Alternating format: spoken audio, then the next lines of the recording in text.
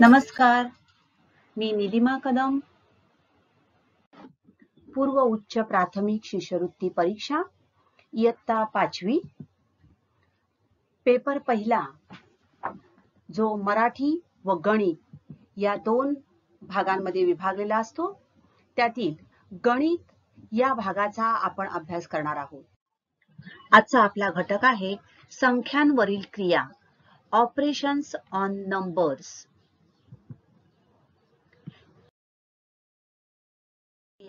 यामध्ये उपघटक 2.5 पदावली व अक्षरांचा वापर, use of letters in algebraic expressions. एखाद्या उदाहरणात अनेक क्रिया जेव्हा करायच्या असतात तेव्हा कोणती क्रिया प्रथम करावी हे दाखवण्यासाठी कंसांचा वापर करतात. म्हणजेच पदावलीत कंस असेल तर कंसातील पदावलीला आधी सरळ रूप द्यायचे असते. असे सरळ रूप दिल्यावर कंसाचा लोप होतो, यालाच कंस सोडवणे असे म्हणतात. For example 90 divided bye 22 minus 4, 90 भागिले 22 वजा 4. या ठिकाणी 22 वजा 4 ही संख्या कंसात दिलेली आहे. So 22 minus 4, this subtraction is given in the bracket. So which operation here, division is also there and subtraction is also there. Two operations are there, but which operation we have to perform first to show this or to indicate this? These brackets have been used. तर कोणती क्रिया प्रथम करावी हे दाखवण्यासाठी या कंसाचा वापर करतात.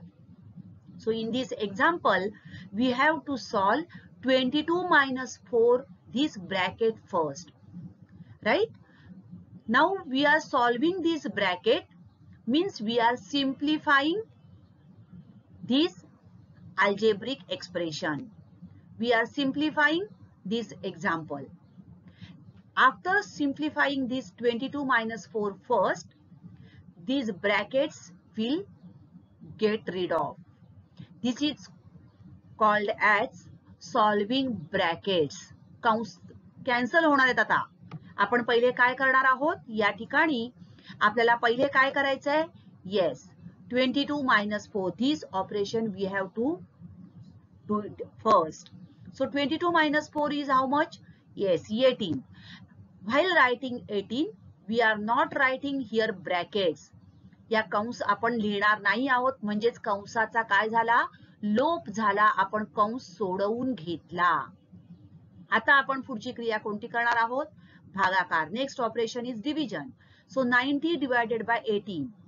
When you divide 90 by 18, what is the answer?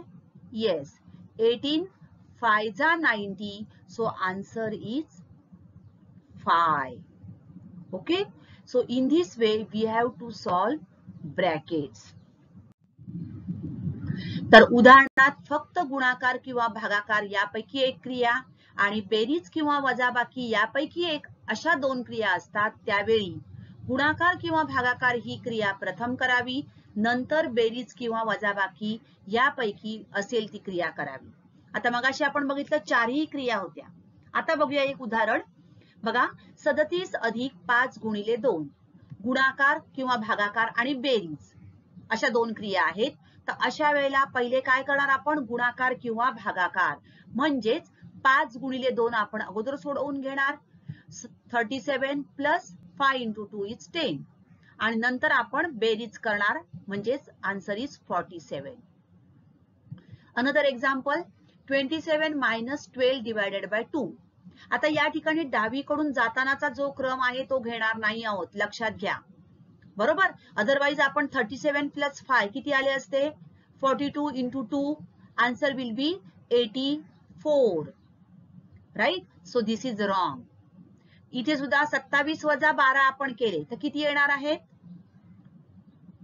15 भागिले 2 बरोबर उत्तर चुकणार आहे. तर अशा वेळेला काय करणार आहोत आपण? पहिले भागाकार. So 27 minus 12 divided by 2 is 6. Now 27 minus 6, the answer is 21.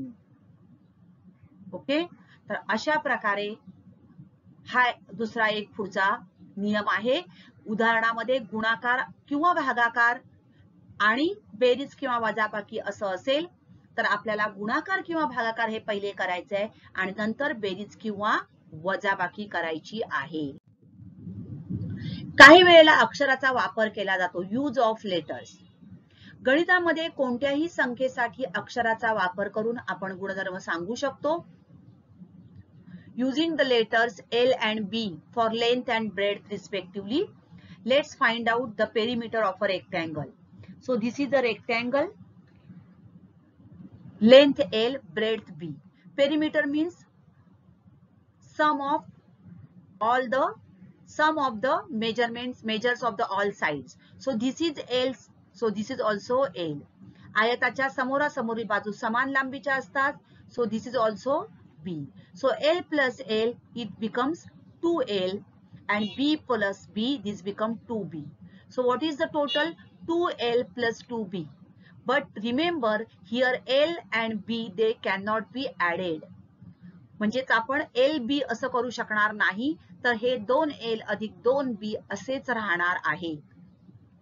उदाहरणार्थ 4 सेंटीमीटर आणि 3 सेंटीमीटर लांबी रुंदीचा आयत असेल तर ही 4 आणि ही 4 झाली लांबी, रुंदी 3 म्हणून ही पण 3. अशा वेळेला आपण जर परिमिती काढली तर किती येणार आहे? 4 अधिक 3 अधिक 4 अधिक 3 म्हणजेच किती आली? 14. इथे आपण अंकांची बेरीज केली, परंतु तेच जर अक्षर असतील तर आपण अशाच प्रकारे लिहिणार 2L plus 2B. ओके, जर P बरोबर 3, T बरोबर 2, तर या ठिकाणी एक पदावली दिली आहे आणि याची किंमत आपल्याला काढायची आहे. बरोबर, हा सुद्धा 2018च्या शिष्यवृत्ती परीक्षेत आलेला प्रश्न आहे. पदावली जी दिलेली आहे ती आहे तशी पहिले लिहून घ्या. P into P plus 2 into P into T plus T into T. Now value of P is 3 and T is 2.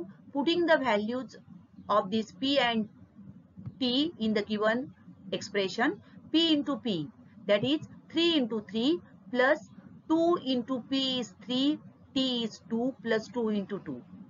आता आपल्याला बघा पहिले गुणाकार करायचा आहे. हा गुणाकार, नंतर हा गुणाकार आणि हा गुणाकार. मग हा गुणाकार किती आला? 3 3 जा 9, 2 into 3 into 2, this is 3 2 जा 6, 2 जा 12 and 2 into 2 is 4. So 9 plus 12 plus 4. So answer will be 25. आता आपण एकत्र बेरीज करू शकतो. So answer is 25. Option number 2. पुढील पैकी कोणत्या पदावलीचे उत्तर 80 आहे? Which of the following expression has the value 80? आपल्याला 4 पदावल्या या ठिकाणी दिलेल्या आहेत आणि कोणत्या पदावलीचं उत्तर 80 आहे हे आपल्याला काढायचं आहे. आता बघूया आपण. पहिली पदावली लिहून घ्या. 160 गुणिले 5 कंस आहे भागिले दुसरा कंस 10 भागिले 4. बरोबर. आता 10 भागिले 4 बघा 160 गुणिले 5 म्हणजेच किती येणार आहे? 800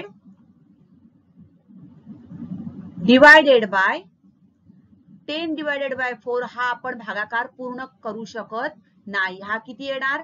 2.5. राईट, म्हणजे पहिला पर्याय नाही. दुसरा पर्याय बघूया. 160 plus 10, this will become 170 bracket first divided by 20 into 1, that is 20. So this also will not come 80. कारण इथे काय येणार आहे बघा, 0 0 गेट्स कॅन्सल आणि दशांश अपूर्णांकात उत्तर येणार आहे. पुढचं बघूया 160 गुणिले 10 हा कंस आपण सोडवून घेतला म्हणजेच किती आले 1600 भागिले divided by 5 into 4 that is 20 किती आलं उत्तर बघा 1600 divided by 20 so 20 8 जा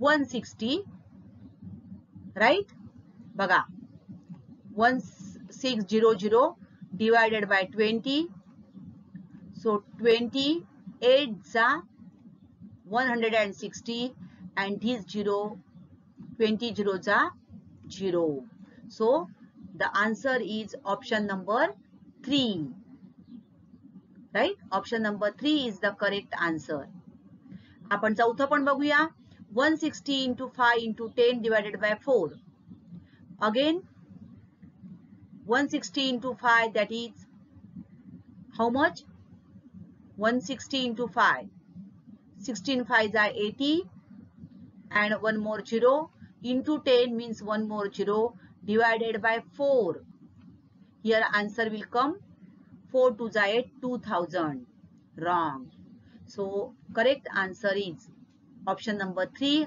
has the value 80 पुढील उदाहरणात चौकोनाच्या जागी कोणते चिन्ह येईल put the appropriate sign in the box आपल्याला चिन्ह दिलेलं आहे बघा पेक्षा लहान पेक्षा मोठे हे एक चिन्ह आणि बरोबर आता या ठिकाणी आपण पुन्हा ही पदावली आहे तशी लिहून घेऊ काय करणार आहोत आपण या ठिकाणी पहिले गुणाकार या ठिकाणी पहिले भागाकार two sides are there left hand side we will do multiplication because multiplication is there here first division is there therefore we have to perform division now 18 into 4 72 minus 6 bracket as it is 70 into 2 divided by 2 is 1 minus 4 now 70 into 1 that is multiplication we have to do first here subtraction is there 72 minus 6 that is 66 and 70 minus 4 so 70 minus 4 how much it is 64 so 66 and 64 which sign will come yes greater than 66 is greater than 64 therefore the correct answer will be option number 2 खाली दिलेल्या पदावलीत चौकटीत क्रमाने कोणती चिन्हे येतील by which order of operations boxes will replace to get the balanced equation पर्यायामध्ये आपल्याला काय दिलेत बघा चिन्ह दिलेली आहेत या चिन्हांचा योग्य क्रम या दिलेल्या पदावलीत बसला पाहिजे आता पहिला आहे बघा equal to into next here equal to into plus and minus means what 48 is equal to 6 into 2 plus 5 minus 5 now 6 into 2 is 12 12 plus 5 17 17 minus 5 is 12 is it equal to 48 no therefore the first option will not correct right it will not replace the current to get balanced equation second 48 division divided by 6 next plus minus and equal to now 48 divided by 6 division first that is 6 8 are 48 8 8 plus 2 that is 10 10 minus 5 is equal to 5 yes getting 8 plus 2 minus 5 so 8 plus 2 this is 10 10 minus 5 is 5 therefore the correct answer will be operation number 2 तर या ठिकाणी आपल्याला पर्याय cut पद्धतीचा वापर करून चिन्ह आपण ओळखणार आहोत तर अशा प्रकारे ज्या वेळेला आपल्याला योग्य चिन्ह निवडायची असतील पदावलीत क्रम चिन्हांचा क्रम निवडायचा असेल तर या ठिकाणी आपल्याला पर्याय कट पद्धत वापरावी लागणार आहे